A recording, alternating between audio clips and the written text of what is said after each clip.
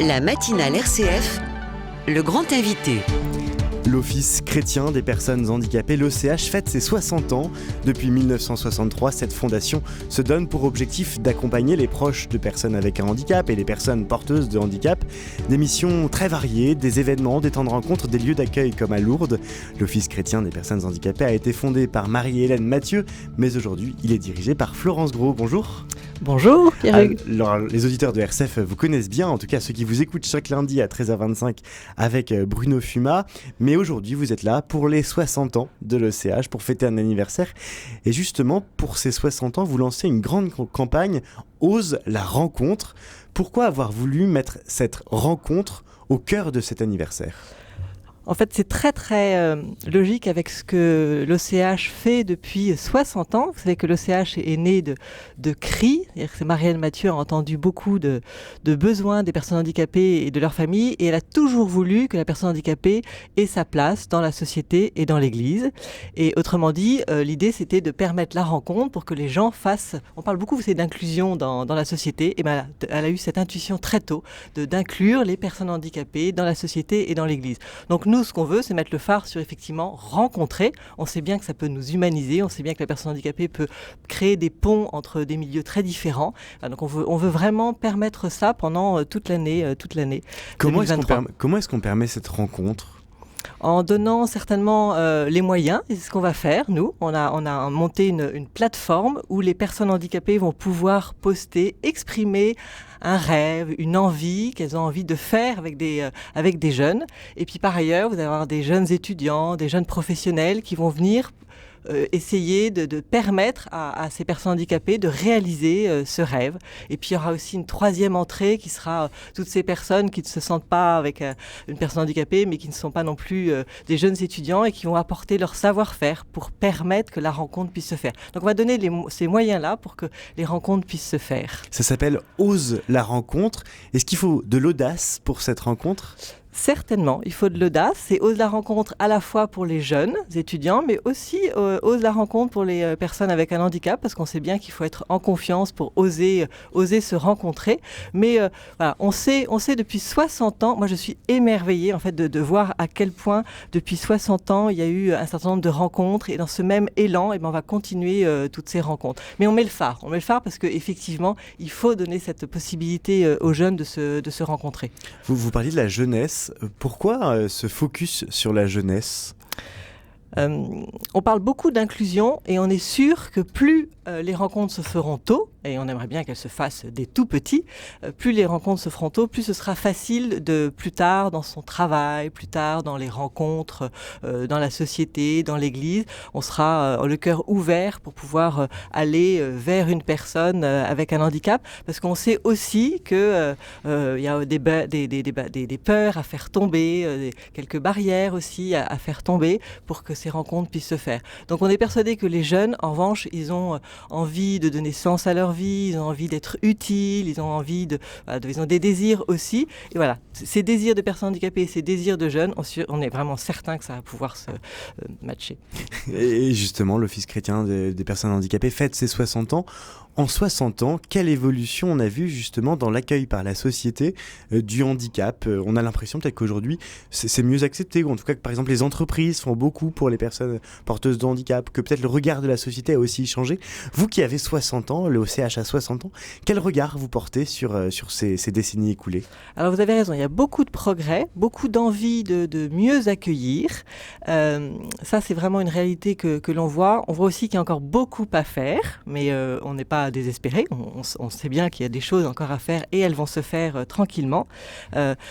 C'est un travail certainement aussi collectif, donc c'est pour ça que c'est important que plus on est nombreux à avoir rencontré des personnes handicapées, plus les choses vont pouvoir se faire. On voit aussi que la société peut être aussi très difficile. Je pense à un ami qui me dit, voilà, moi mon handicap, il me permet d'avoir une vie, si elle est belle, si effectivement j'ai des rencontres et si je suis bien entourée. Donc on voit bien que, et à côté de ça, on aurait préféré m'éliminer avant la naissance. On préférerait avec les nouveaux débats actuels. Une forme de schizophrénie ? Alors, je ne mettrai pas ce mot-là parce que il est très particulier. Les connotés, effectivement. Mais il y a une forme de peut-être voilà, il y a d'ambivalence, effectivement, entre cette idée de vouloir accueillir quand la personne est là, mais aussi de vouloir l'éliminer, de ne pas vouloir l'accueillir jusqu'au bout. Oui, on est sur... donc nous, l'OCH, on est vraiment persuadés que le handicap n'aura pas le dernier mot et que collectivement, la personne handicapée peut nous humaniser. Donc on travaille à ça. Et justement, un public en particulier, les jeunes, on en parlait. Les jeunes aussi, parce que c'est une éducation à faire et à refaire éternellement. Il faut sensibiliser et resensibiliser. Ça, c'est sûr, il faut sensibiliser. Vous savez, on le fait beaucoup aussi en allant dans les aumôneries, en allant dans les lycées, en allant dans les universités. À Lourdes, la mission de Lourdes, c'est aussi d'accueillir plein de groupes de jeunes qui sont là, qui viennent et qui ont envie de rencontrer des personnes handicapées. Elles viennent à Lourdes, pas pour rien. Et en même temps, elles ont besoin aussi qu'on leur donne les moyens de savoir être. Pas tellement de savoir faire, mais de savoir être auprès d'une personne avec un handicap. Avec toutes ces différences. On n'est pas pareil avec une personne qui a un handicap mental, avec une personne qui a un handicap visuel, avec une personne qui a un handicap moteur. Mais c'est se rencontrer pour se rendre compte en fait de tous les talents que les personnes ont derrière ce handicap, qu'elle n'est pas limitée par simplement un handicap. Vous êtes bien à l'écoute de RCF. Nous sommes avec Florence Gros, la directrice de l'Office chrétien des personnes handicapées. Vous mentionniez votre action à Lourdes. C'est vrai que l'OCH, on ne voit pas forcément exactement ce que c'est, quels sont ses enjeux, ses missions. Concrètement, qu'est-ce que vous faites ?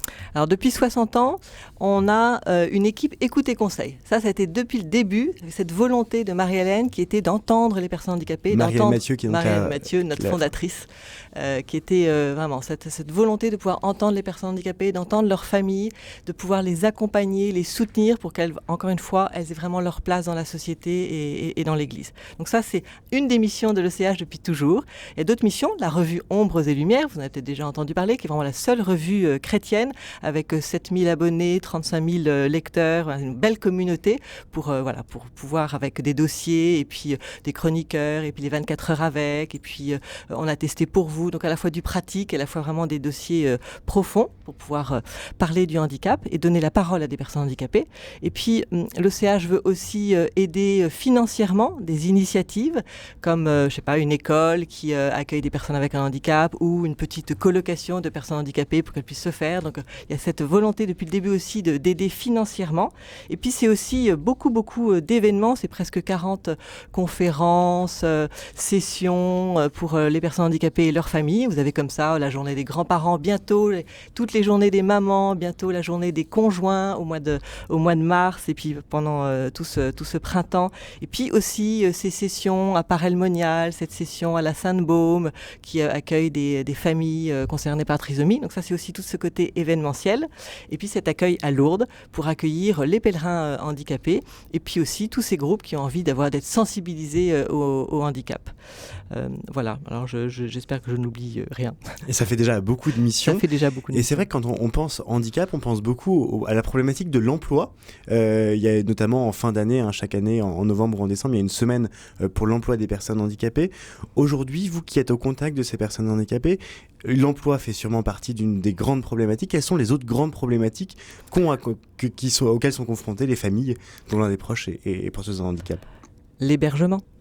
C'est une très très grosse problématique de trouver le lieu d'accueil où je serai bien comme personne handicapée, qui prendra en compte mes besoins, qui prendra en compte mes envies, mes talents, dans cette vie un petit peu parfois communautaire, qui saura aussi prendre soin de mon corps, qui saura me soigner. Donc ça, c'est vraiment aussi un enjeu très très important. C'est pour ça qu'on finance, que le CH n'a pas de lieu d'accueil en ce sens, mais on finance ces petits lieux d'accueil.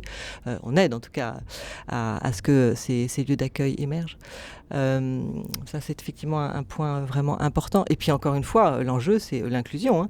Et encore, quand je dis l'inclusion, c'est être sûr que la personne handicapée a quelque chose à nous apporter. C'est pas simplement faire pour, mais c'est vraiment être avec, vivre quelque chose ensemble.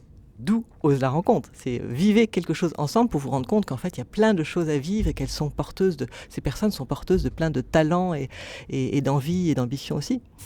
Qu'est-ce que ça dit aussi de notre société quand on est confronté comme ça à la fragilité dans une société de la performance ? Qu'est-ce que les personnes porteuses de handicap aussi apportent à cette société ? Alors, chacune, en son genre, apporte quelque chose de différent. J'ai envie de vous témoigner d'une amie qui est venue nous parler l'autre jour, qui a un handicap moteur, qui ne peut rien faire sans l'aide des autres et qui est partie avec son fauteuil roulant sur les chemins de Saint-Jacques. Un défi complètement fou. Humainement, quand on regarde ça, on se dit mais quelle folie. Eh bien, elle a toujours trouvé de l'aide. Ça nous dit par exemple notre capacité à chacun finalement de se faire proche des personnes. Et ça, elle nous dit quoi ? Elle nous dit la confiance. Elle est vraiment dans une capacité de confiance. Et je veux dire, si on avait tous cette confiance-là pour la vie, ce serait quand même assez extraordinaire. Donc voilà, elle nous témoigne de ça. D'autres, je pense à Alice, qui est une amie trisomique, qui va se baigner avec moi, qui va regarder ce qu'elle est en train de vivre, et elle va me dire « j'aime la vie ». Elle est en train de me dire quelque chose d'assez extraordinaire, c'est qu'elle regarde la vie de ce côté positif. Donc voilà, je ne veux pas dire que toutes les personnes handicapées ont la même chose à apporter. Chacune a quelque chose de merveilleux, en tout cas, effectivement, à nous dire. J'aurais plein d'exemples parce que j'ai eu la chance de faire plein de rencontres. Et justement, le thème, c'est la rencontre. Vous, personnellement, comment vous vous êtes retrouvé là-dedans, j'allais dire? Comment est-ce qu'on se rencontre, on se retrouve confronté à cette problématique du handicap? Qu'est-ce qui vous a donné envie de vous engager? Alors, c'est une histoire très ancienne, puisque j'étais au lycée lorsque j'ai vu un petit reportage sur les personnes avec un handicap, et je ne m'en souviens pas, mais je suis rentrée chez moi en disant voilà ce que j'ai envie de faire. Donc ça a été un petit peu le fil conducteur de toute ma vie. Puis voilà, après j'ai fait des études de paramédicales et puis je suis rentrée dans l'association À Bras Ouverts où on partait le week-end avec des personnes handicapées, le temps d'un week-end. Et là j'ai fait des rencontres absolument extraordinaires. Beaucoup de personnes handicapées sont devenues des amis.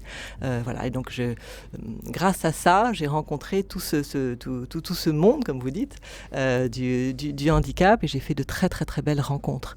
J'ai fait des rencontres qu'on ne pourrait pas faire si j'étais pas passée effectivement par des associations. Donc quand vous dites effectivement quels sont les moyens, c'est parfois se servir effectivement de ces associations pour aller à la rencontre.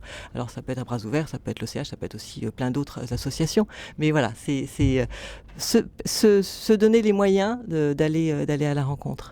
Et justement, vous êtes l'Office chrétien des personnes handicapées. Qu'est-ce que ça change d'être chrétien ? Alors, j'ai envie de reprendre les paroles d'une maman qui me disait ce que j'aime à l'OCH, c'est cette possibilité aussi de pouvoir dire cette partie-là de moi, c'est que je suis chrétienne. La société ne me permet pas tellement d'être chrétienne. L'institution de mon fils m'empêche de pouvoir parler de ma foi. Donc, je suis aussi contente de pouvoir aussi dire quelque chose de cette identité, de ce que je suis. Donc voilà, ça c'est la première chose. Après, je pense qu'on porte ça ne se voit pas forcément, mais vous voyez, tous les écoutants d'Écoute et Conseil, tous les journalistes d'Ombre et Lumière portent cette espérance, cette joie profonde qui vient du Christ. Donc on la porte et j'espère qu'on la transmet aussi dans notre façon d'accueillir et d'être avec. Donc ça, c'est inhérent à notre personne. Votre espérance, on l'entend ce matin. Merci beaucoup Florence Gros, directrice de l'Office chrétien des personnes handicapées, d'être passée par la matinale RCF. Nous vous souhaitons un très joyeux anniversaire. Merci beaucoup. Puisque l'OCH fête ses 60 ans et puis on vous retrouve comme chaque lundi à 13h25 dans l'émission de Bruno Fuma.